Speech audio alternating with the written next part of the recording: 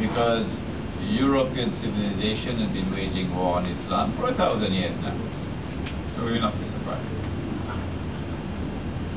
In the event that Israel attacks, we will not be surprised because we recognize Israel as a European state. A European state that is masquerading as Jewish. Europe. In the event that Israel attacks, it will be because the United States and Britain no longer possess the political capital to launch the attack. That's why Israel has to attack. In the event that Israel attacks, we anticipate the use of nuclear weapons. And there's a hadith of the Prophet ﷺ which seems to indicate nuclear weapons will be used.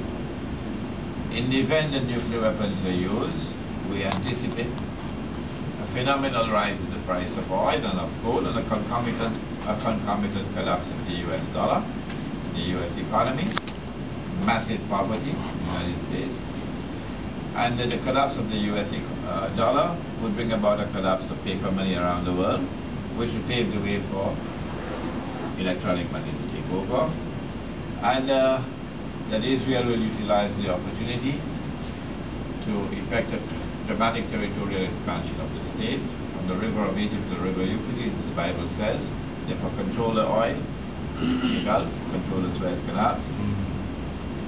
And that if the rest of the world goes to the United Nations to try to protest, the United States will shut down the United Nations. Just shut it down, out. So no more UN, no more UN, that's it. We don't need the UN anymore. We created the UN to protect Israel. The UN has fulfilled the function of protecting Israel. Those cattle never understood it, of course. Those cattle. But we understood. That's why we created Israel, to protect. We created the UN to protect Israel.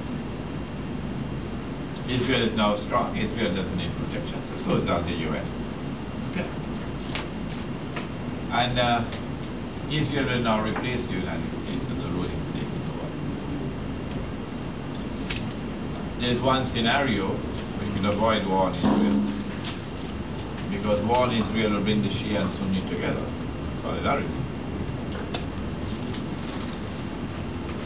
And it is manifestly advantageous to Israel and to the West if you can get the Sunni and the Shia to be in civil war.